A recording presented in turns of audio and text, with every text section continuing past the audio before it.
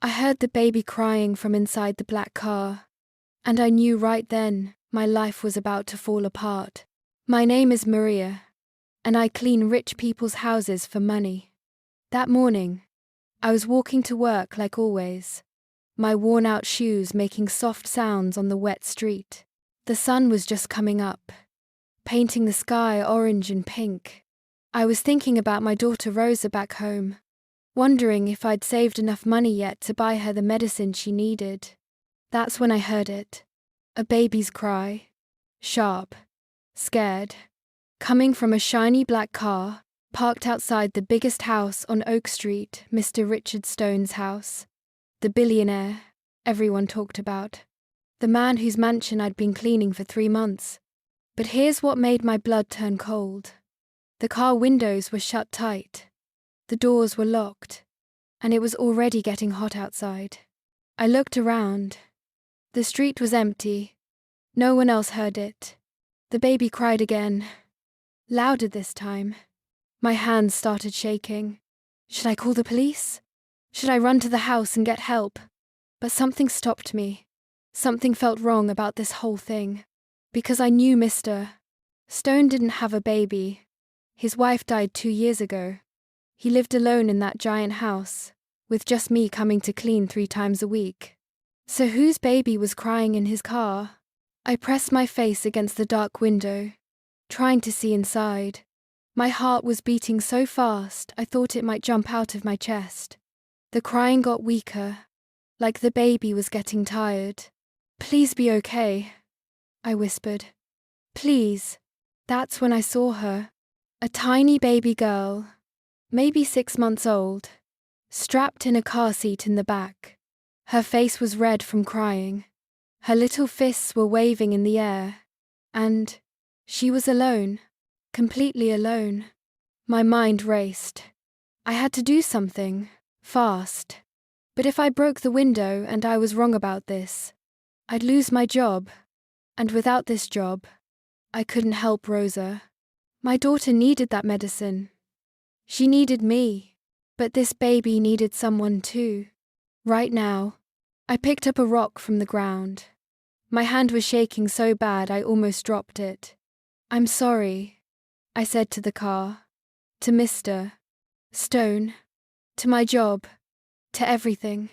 I'm so sorry. I smashed the window. Glass flew everywhere. The alarm started screaming. The baby cried harder. I reached through the broken window, unlocked the door, and pulled it open. The heat hit me like a wave. It was so hot inside that car, like an oven. How long had she been in there? I unbuckled her from the car seat and lifted her out. She was so small, so light. Her clothes were wet with sweat. She looked up at me with big brown eyes full of tears, and something inside my chest cracked open. Shh, I said, holding her close. You're safe now. I've got you. The front door of the mansion flew open. Mr. Stone came running out in his expensive suit, his face twisted with anger. What are you doing? He shouted. That's my car.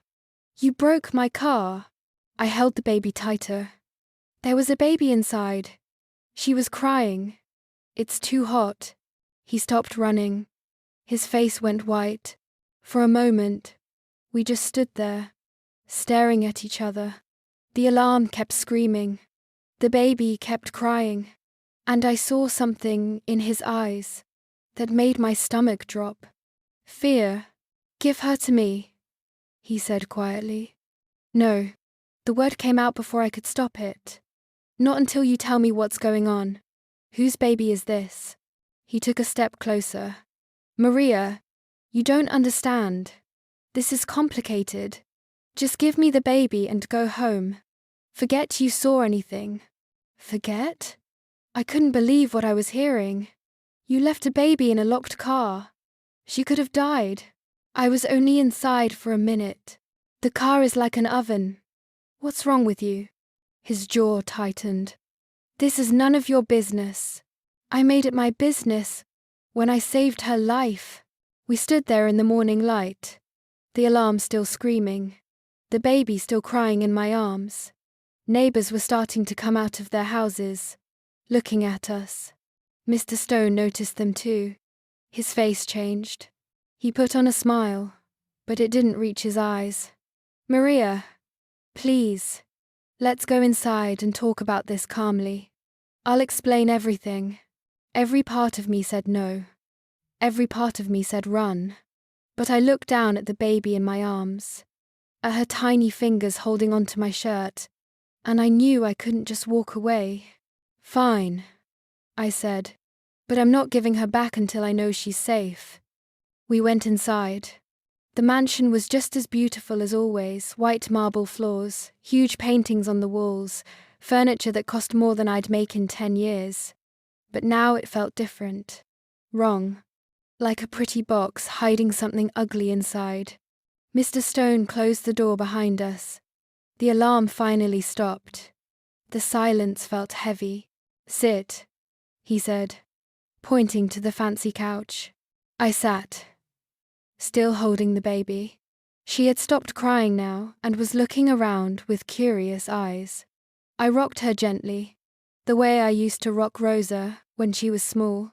Mr. Stone poured himself a drink. His hand was shaking. He took a long sip, then turned to face me. "Her name is Lily," he said quietly. "Whose baby is she?" He closed his eyes. "She's my daughter." The room started spinning. "What? But you don't have children. Everyone knows that. You and your wife never had kids before she died." "I know." He sat down in the chair across from me. His shoulders slumped. "Lily isn't her daughter. Lily is someone else's daughter. Someone I shouldn't have been with." My mouth fell open. "You're saying you cheated on your wife?" "No." He stood up fast. "No, not like that. Sarah, my wife, she died 2 years ago. After she died, I was lost, broken, and I met someone, a woman named Jennifer. We were together for a few months. She got pregnant, but then..." He stopped talking. His face looked like someone had punched him. "Then what?" I asked. "Then she left. She said she couldn't handle being with me. Said I was too controlling, too cold. She left the baby on my doorstep 3 days ago, with a note saying she couldn't take care of her. That I had to." I looked down at Lily. 3 days old with this man? This man who just left her in a hot car? "Why didn't you tell anyone?" I asked. "Why are you hiding her?" His laugh was bitter and sad. "Tell who? The press? My business partners? Everyone thinks I'm this perfect, successful man who had the perfect marriage. If they find out I had a baby with another woman after Sarah died, they'll tear me apart. The company's stock will drop. I'll lose everything I built. So you're just going to hide her? Keep her a secret? I'm trying to figure out what to do." His voice got loud, then he forced himself to calm down. "I hired a private nanny. She's supposed to start next week. Until then, I'm handling things myself. And this morning, I just needed to run inside for 1 minute to get my phone. 1 minute, Maria. That's all it was. 1 minute can kill a baby in a hot car." He looked away. I know that now. I wasn't thinking. I'm not good at this. I don't know how to be a father. Sarah and I tried for years to have kids, but it never happened. And now I have one. And I don't know what I'm doing." For the first time since I met him, Mr. Richard Stone didn't look like a powerful billionaire. He looked like a scared, lost man who was in way over his head. But that didn't make what he did okay. "She could have died," I said again. Softer this time. "I know. What if I hadn't heard her crying?" "I know." Lily made a small sound and grabbed my finger with her tiny hand. My heart melted. "Mr. Stone," I said slowly, "I think you need more help than just a nanny." He looked up at me. and I saw something in his eyes I'd never seen before. Hope. Will you help me? He asked. Please. Just until the nanny starts. I'll pay you extra. Double. Triple. Whatever you want. I need someone who knows what they're doing. And I can see that Lily likes you. I should have said no. I should have walked out that door and never looked back. But I thought about Rosa at home, about the medicine she needed, and I thought about this tiny baby who didn't ask to be born into this mess. Okay, I said, but only until the nanny comes. And you have to promise me you'll never leave her alone in the car again. Or anywhere else. Ever. I promise. That's how I became Lily's temporary caretaker. The next few days were strange. I'd come to the mansion early in the morning, before my other cleaning jobs. Mr. Stone would let me in, looking tired and grateful. I'd take care of Lily, feed her, change her, play with her, rock her to sleep. She was such a sweet baby, always smiling, even when she had every reason to cry. Mr. Stone watched us sometimes.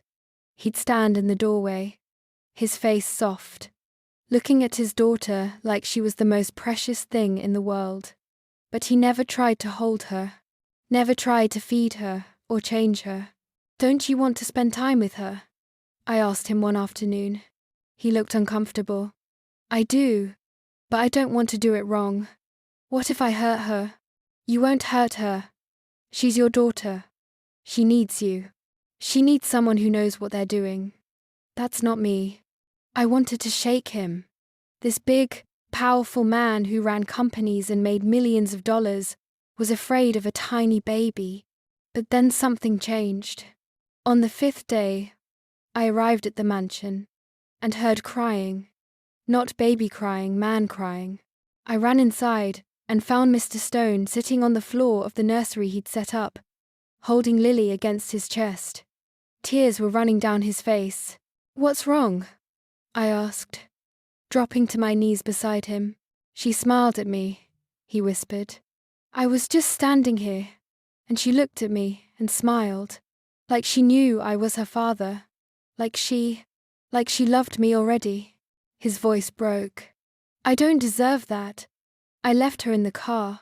I almost killed her. What kind of father does that? I put my hand on his shoulder. A scared one. A human one. But you're learning. That's what matters. I'm so afraid of messing her up, he said. My own father was terrible. Cold, mean. Never had time for me. I always swore if I had kids, I'd be different. But look at me. I'm already failing. You're not failing. You asked for help. That's brave. He looked at me with red eyes. Will you teach me how to be a good father? My throat got tight. I'm just a maid, Mr. Stone. I'm not a teacher. You're more than that. You saved my daughter's life. You've taken care of her like she's your own. You're exactly what I need to learn from. So I started teaching him how to hold her properly, how to make her bottle, how to burp her, how to tell the difference between hungry crying and tired crying, how to sing to her, how to make her laugh. He was clumsy at first, awkward, but he tried so hard, and slowly, day by day, I watched him change, watched him become the father Lily needed. We fell into a routine. I'd come in the morning, help with Lily, clean the house, then go to my other jobs. Sometimes I'd stay late if Mr. Stone had to work. He started calling me Maria instead of the maid, started asking about my life, about Rosa. You must miss her, he said one evening while we were feeding Lily together. Every day, I admitted. But this job pays well, better than anything else I could get. It means I can send money home for her medicine. What kind of medicine? For her lungs. She was born too early. The doctors say she needs it every month. But it's expensive. He was quiet for a moment. Then he said, I'll pay for it. I almost dropped the bottle. What? Your daughter's medicine. I'll pay for it. For as long as she needs it. Mr. Stone. I can't. Yes, you can. You saved Lily's life. Let me help save Rosa's. Tears filled my eyes. Why are you being so kind to me? He looked down at Lily, sleeping in his arms. Because you showed me kindness when I didn't deserve it. Because you could have called the police that morning, could have gotten me in trouble, could have ruined my life. But instead, you helped me. You saw that I was drowning, and you threw me a rope. That night, I went home with a full heart. For the first time in years, I felt like things might actually be okay. But I should have known better. Nothing good lasts forever. The nanny was supposed to start on Monday. It was Friday night. Mr. Stone had asked me to stay late because he had an important business dinner. I was rocking Lily to sleep when I heard voices downstairs. Angry voices. I put Lily in her crib and crept to the top of the stairs. Can't believe you've been hiding a baby. A woman's voice, sharp and furious. Rachel, please lower your voice. Don't tell me what to do. I'm your business partner, Richard. We're supposed to tell each other everything. I peeked around the corner and saw them. Mr. Stone and a tall woman in an expensive red dress. Her face was twisted with anger. How long were you planning to keep this secret? She demanded. I wasn't keeping it a secret. I was just waiting for the right time to tell people. The right time?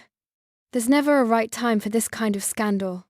Do you know what this will do to the company? To us? It's my daughter, Rachel. My flesh and blood. She's a problem. A disaster waiting to happen. You need to give her up. Put her up for adoption. Find some nice family far away from here. Absolutely not. Then at least keep her hidden. No one can know about this. No one. And that includes your little maid. My blood went cold. What about Maria? Mr. Stone's voice was careful. She knows too much. She saw everything. She could go to the press at any moment. We need to make sure she stays quiet. Maria would never. You don't know that. She's poor. Desperate. How much money do you think a tabloid would pay her for this story? Enough to change her life. Enough to make her forget any loyalty she has to you. You're wrong about her. Am I? Then why don't you test it? Offer her money to keep quiet. See how far she takes it. There was a long silence. Then Mr. Stone said, Fine. I'll talk to her. My heart broke into a million pieces. He didn't trust me. After everything we'd been through, all the time I'd spent helping him, teaching him, caring for his daughter, he thought I might betray him for money. I backed away from the stairs, my vision blurry with tears. I grabbed my bag, wrote a quick note saying I didn't feel well and had to leave, and slipped out the back door. I ran all the way home, crying the whole time. When I got there, I collapsed on my bed and sobbed. Rosa's picture sat on my nightstand, my beautiful daughter with her big eyes and bright smile. I'd been working so hard to help her, to give her a better life. And for a moment, with Mr. Stone's kindness, I thought maybe we had a chance. But I was just the maid. I was never going to be more than that. I didn't go back the next morning, or the morning after that. I couldn't face Mr. Stone. Couldn't look him in the eye, knowing he thought I might sell his story for money. It hurt too much. He called my phone 17 times, left 9 voicemails. Each one sounded more desperate than the last. Maria, please call me back. Maria, where are you? Is everything okay? Maria, Lily won't stop crying. She wants you. Maria, I need to talk to you. Please. I ignored them all. On the 3rd day, someone knocked on my door. I opened it and found Mr. Stone standing there, looking terrible. His suit was wrinkled. His hair was messy. His eyes had dark circles under them. And in his arms, wrapped in a pink blanket, was Lily. "What are you doing here?" I asked, my voice cold. "I needed to see you." "To explain." "There's nothing to explain. I heard you and that woman talking. I know what you think of me." His face went white. "You heard that? Maria?" "No, you don't understand." "I understand perfectly. You think I'd sell your story for money. You think I'm just some desperate poor woman who'd betray you. That's not true. Then why were you going to offer me money to keep quiet?" He looked down at Lily. "Because I was scared. Rachel got in my head, made me paranoid. But I never believed it. Not really. That's why I'm here. To tell you that I trust you completely. That I was wrong to even consider what she said. It's too late. Please." His voice cracked. "Lily needs you. I need you." The nanny quit. She took one look at Lily and said she didn't sign up for this level of secrecy. And I realized something. I don't want a nanny. I want you. Not because you're good at your job, but because Lily loves you. Because I trust you. Because you're family now. Tears ran down my face. "Don't say things you don't mean." "I mean every word. Please, Maria, come back. Not as a maid, as Lily's caretaker, as someone I respect and value. I'll pay you whatever you want. I'll give you benefits, time off, anything you need. Just please don't leave us." Lily started fussing. She looked at me with those big eyes and reached out her tiny hands. My heart melted. "Let me hold her," I said quietly. He passed her to me, and she immediately calmed down. She snuggled against my chest and made a happy sound. "See?" Mr. Stone said softly. "She knows who loves her." I looked up at him. "If I come back, things have to change. No more hiding, Lily. No more secrets. She deserves better than that." He took a deep breath. "You're right. I've been a coward. I've been so worried about what people think that I forgot what matters, being a good father. But I'm going to do better. I'm going to tell everyone about her. I'm going to introduce her to the world as my daughter. And anyone who has a problem with it can leave my life. What about your company? Your reputation? None of that matters if I lose my daughter. Or you." Something shifted in the air between us. "Okay," I said. "I'll come back." His whole face lit up. "Really?" "Really. But I have one condition. Anything. I want to bring Rosa here. To live with me. She needs better medical care. And you said you'd help with her medicine. I want her close. I want to take care of both of them." His smile got even bigger. "Done. In fact, I have a better idea. The mansion has 10 bedrooms. You and Rosa can move into the guest wing. You'll have your own space, your own kitchen, everything you need. Lily can have her nursery, and Rosa can have the room next to yours." I couldn't believe what I was hearing. "You'd let us live here? You're not just my employee, Maria. You're family, and family takes care of each other." This time, I was the one who started crying. He pulled me into a hug, Lily between us. "Thank you," he whispered. "Thank you for not giving up on me." The next week was crazy. We brought Rosa from my old apartment to the mansion. When she saw the huge house, her mouth fell open. "Mama, is this real?" she asked, her voice full of wonder. "It's real, baby. This is our new home." Mr. Stone had already set up her room, painted it her favorite color, filled it with toys and books, put in a special air filter for her lungs. He'd even hired a nurse to come check on her every day. Rosa loved it, and she loved Lily. "She's so tiny," Rosa whispered, looking down at the baby in her arms. "Can I be her big sister?" "Of course you can," Mr. Stone said, smiling. "I'd be honored to have you as part of this family." That's when I realized something. We weren't just living in his house. We were building a family together. A strange, unexpected, beautiful family. But not everyone was happy about it. Rachel, the business partner, came back. This time she brought lawyers. "You need to sign this," she said, throwing papers on the table in front of me. I looked at Mr. Stone. He looked angry. "What is it?" I asked. "A non-disclosure agreement," Rachel said coldly.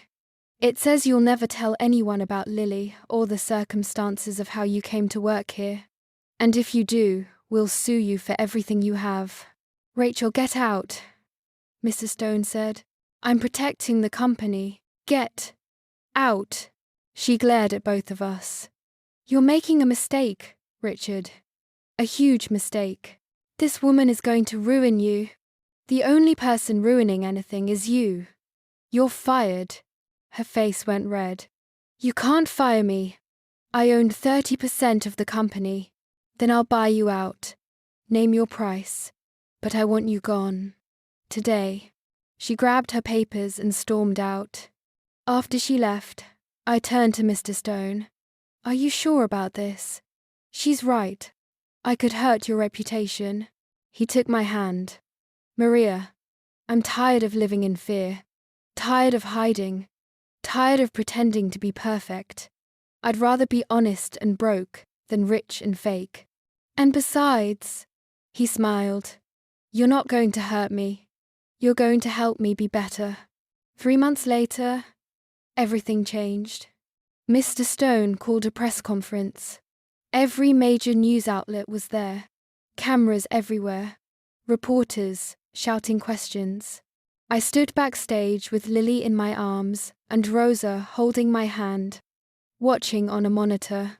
Mr. Stone walked up to the microphone. "Thank you all for coming," he said. "I have an announcement to make.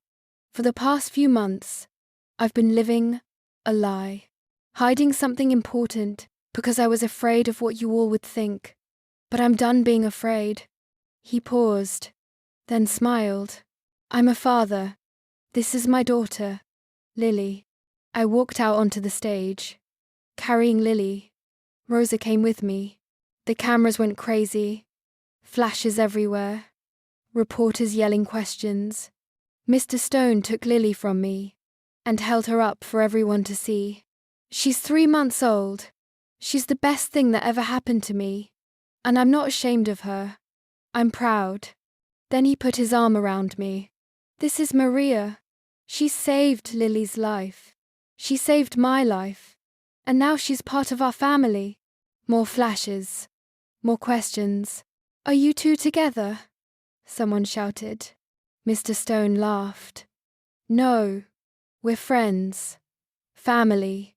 She's my daughter's caretaker and my trusted friend." But the way he looked at me made my heart race. After the press conference, we went back to the mansion. I put Lily down for her nap and found Mr. Stone sitting in the living room, staring at nothing. "You okay?" I asked. He looked up at me. "I did it. I told everyone the truth. How do you feel?" "Free," he smiled. "Scared, but free." I sat down next to him. "You were very brave today. I learned from the best." He turned to face me. "Maria, can I ask you something?" "Of course. Why did you help me? That first day, when you could have called the police, could have gotten me in so much trouble. Why did you choose to help instead?" I thought about it. Because I saw myself in Lily. I know what it's like to be scared and alone. And I saw you trying so hard to be good, even when you didn't know how. I guess I wanted to give you the same chance someone gave me once. Who gave you a chance? My grandmother. When I got pregnant with Rosa, everyone told me to give her up. Said I was too young, too poor, too broken to be a mother. But my grandmother believed in me. She said, "You're stronger than you think." And she was right. He took my hand. "You are strong, Maria. The strongest person I know." We sat there in comfortable silence, holding hands, watching the sun set through the window. That's when Rosa came running in. "Mama! Mama! Lily's awake and she's smiling." We both jumped up and ran to the nursery. Lily was lying in her crib, giggling and kicking her feet. When she saw us, her whole face lit up. Mr. Stone picked her up. "Hey, princess, did you have a good nap?" She grabbed his nose. Rosa laughed. "She loves you, Mr. Stone." "Please," he said, smiling at her. "Call me Richard, or Dad. Actually, I kind of like Dad." Rosa's eyes got big. "Really? You want me to call you Dad?" "If you want to. I know I'm not your real father, but I'd be honored if you thought of me that way." Rosa ran over and hugged him. "I'd like that." I started crying again. Happy tears this time. We were a family. A weird, unexpected, complicated family, but a real one. Life got better after that. The company's stock didn't crash like Rachel predicted. In fact, it went up. People loved the story of the billionaire who chose love over reputation. They loved that he was honest, human, real. Donations poured in for children's charities. Mr. Stone Richard started a foundation to help single parents. He hired me as the director. "You're not a maid anymore," he said when he offered me the job. "You're going to help change lives." Rosa got better too. With the best doctors and medicine, her lungs got stronger. She started school, made friends, smiled every day. And Lily grew into the happiest baby I'd ever seen. Always laughing, always curious, always loved. But the best part? The part that made my heart feel full? Richard became the father Lily deserved. He learned how to change diapers without gagging, how to make bottles in the middle of the night, how to sing lullabies, how to kiss boo-boos, how to read bedtime stories. And slowly, so slowly I almost didn't notice, he became more than just Lily's father to me. He became my friend, my partner, the person I looked forward to seeing every morning. One night, 6 months after that first day, we were sitting on the porch after putting the girls to bed. The stars were bright. The air was warm. "Maria," he said quietly, "can I tell you something?" "Always. That day you broke my car window? That was the best thing that ever happened to me." I laughed. "Really? The best thing?" "Yes. Because you didn't just save Lily's life. You saved mine too. You showed me what it means to be brave. To care more about doing right than looking good. To love without fear." He turned to face me, and I saw something in his eyes that made my breath catch. "I love you," he said simply. "Not because you saved my daughter, not because you're good at your job, but because you're you. You're kind and strong and beautiful and everything I never knew I needed." My heart was beating so fast. "Richard, You don't have to say anything. I just wanted you to know. No pressure, no expectations, just truth." I took his hand. "I love you too. I've loved you for a while now, but I was scared. We're from different worlds. Don't say you're just anything. You're extraordinary." He leaned in and kissed me.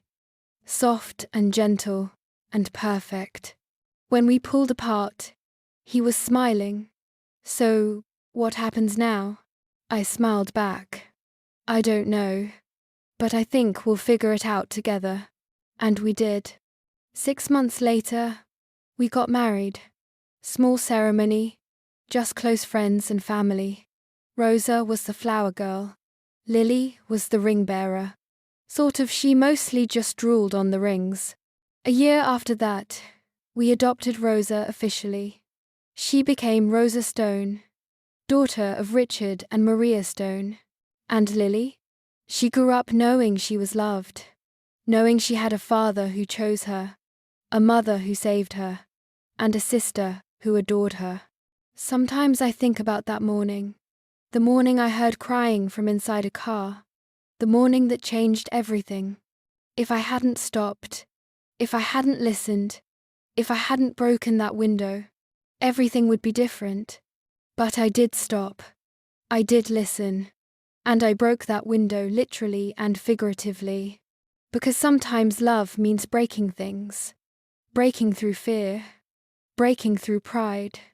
Breaking through the walls we build around our hearts. And on the other side of that breaking, that's where real life begins. 5 years later, I'm sitting on the same porch, watching the same stars, but everything else is different. Rosa's inside doing homework, probably sneaking snacks she thinks I don't know about. Lily's playing with her toys, singing songs in her sweet little voice. Richard's in the kitchen making dinner. He learned to cook, miracles do happen. My phone buzzes. It's a message from the foundation. Another family helped. Thank you for everything you do.